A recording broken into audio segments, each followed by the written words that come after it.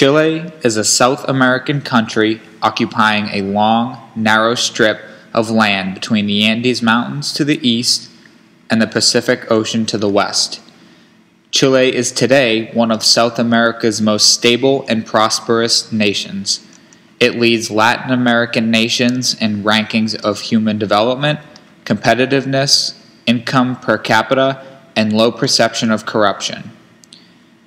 The 1973 Chilean coup d'etat was an important event in both the Cold War and the history of Chile.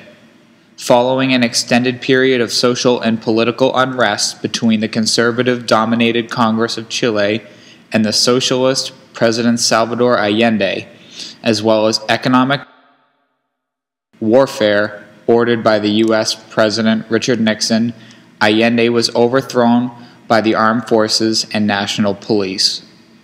The military abolished the civilian government and established a junta that brutally repressed left-wing political activity both domestically and abroad. Allende's army chief, Augusto Pinochet, rose to supreme power within a year of the coup, formally assuming power in late 1974. The U.S. government, which had worked to create the conditions for the coup, promptly recognized the junta government and supported it in consolidating power. During the air raids and ground attacks that preceded the coup, Allende gave his last speech, in which he vowed to stay at the presidential palace and denouncing offers for safe passage should he choose exile over confrontation. Direct witness accounts of Allende's death agree that he committed suicide in the palace. After General Pinochet lost the election in 1988, the Rettig Commission, a multi-partisan truth commission, in 1991 reported the location of torture and detention centers, among others, Esmeralda Ship and Victor Jara Stadium. Later, in November 2004, the Valle report confirmed that the number as less than 3,000 killed, and reduced the number of cases of forced disappearance, but some 28,000 people were arrested, imprisoned, and tortured. The government gradually permitted greater freedom of assembly, speech, and association, to include trade union and political activity. Ariel Dorfman was born May 6, 1942, in the capital of Argentina, Buenos Aires. Following his birth, his family moved twice, first to the United States and then in 1954 to Chile. He matriculated from the University of Chile and married Angelica Malinerich, which granted him Chilean citizenship. From 1968 to 1969, he attended graduate school at the University of California at Berkeley, and then promptly returned to Chile. Upon return, he started working as Presidente Salvador Allende's cultural advisor. During this time, he wrote How to Read Donald Duck with Armand Metalart, which was a critique of North American cultural imperialism. During his work as cultural advisor, there was a coup led by General Pinochet against President Salvador Allende. After the Pinochet coup, Ariel Dorfman was forced into exile in 1973 and lived in several different places such as Paris, Amsterdam, and Washington, D.C. In this time, Presidente Salvador Allende had committed suicide. When democracy was restored to Chile in 1990, Dorfman and his wife moved back, splitting their time between the United States and Santiago, Chile. Apart from being a Chilean-Argentine novelist and playwright, Ariel Dorfman is also known as a human rights activist. The fall of the Chilean government deeply affected Ariel Dorfman's life.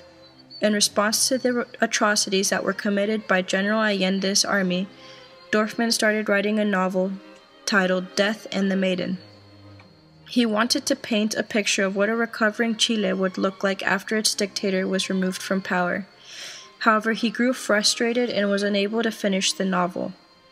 Then the Rettig Commission was formed, a truth commission set up by the new Chilean president, Patricio Aylwin. The formation of his truth commission is what helped Dorfman finally understand what his story had to do. He transformed the novel into a play and injected the truth commission into his story. When his play was complete, feelings of concern washed over him. He knew the public might be angry, because he was essentially ripping a scab off a fresh wound. Yet he knew it was important to try and infuse questions that many Chileans were asking themselves privately.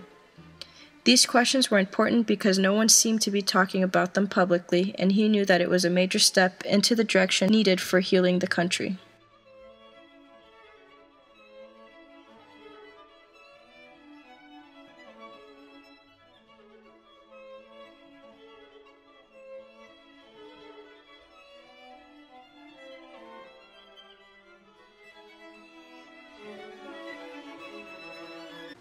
I'm the leader of the Truth Commission. Don't worry about my name now. We investigated deaths and disappearances under Pinochet's rule. We released the report in 1991. The National Commission on Political Imprisonment and Torture also investigated human rights abuses from Pinochet, but that will come later. Released in 2004 and 2005, the Commission differed from ours in that investigated non-fatal violations of human rights such as torture, and also covered children whose parents had disappeared or been killed. The report of this commission was used by the government to give out pensions and other benefits to survivors.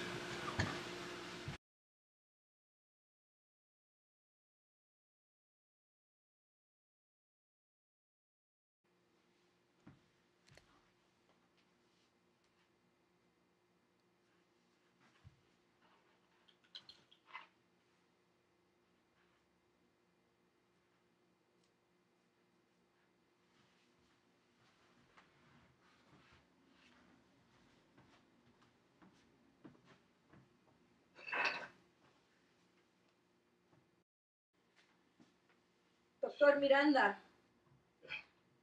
What the fuck? So the only thing left now is to kill you, Roberto. Well, you gave Gerardo your word. Why would you go back on it? What, Roberto? Did you think that everything would be okay? When the Chilean people were being stripped of their freedoms, being tortured to death because they refused to succumb to the new regime, was everything okay? Did the people just turn the other cheek to what happened to them? But it's not 1973. The people of Chile were taken to these concentration camps, where they were tortured, beaten when trying to console their family members, and whipped when they would ask for food. What is it that you did to me? Do you feel as though the other cheek needs to be turned? Polly, can you please stop pointing the gun in my direction?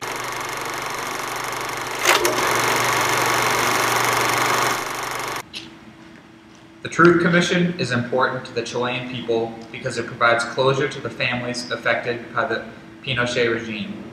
The point was to establish as complete a picture as possible of human rights violations under the Pinochet regime, gather evidence to allow for victims to be identified, recommend reparations, and to recommend legal and administrative measures to prevent a repetition of past abuses. Specifically, it investigated disappearance after arrest, executions, and torture leading to death committed by government agents and people in their service, as well as kidnappings and murder attempts carried out by private citizens for political reasons. The Commission made a nationally televised address introducing the report and apologized on behalf of society to victims. The report called on the state and all of society to acknowledge and accept responsibility for past crimes and offer moral and material reparations meant to restore the dignity of victims. Death and the Maiden shows the effect of crimes previously committed and is an example of how the Truth Commission did not prosecute those found guilty, still leaving some unsatisfied.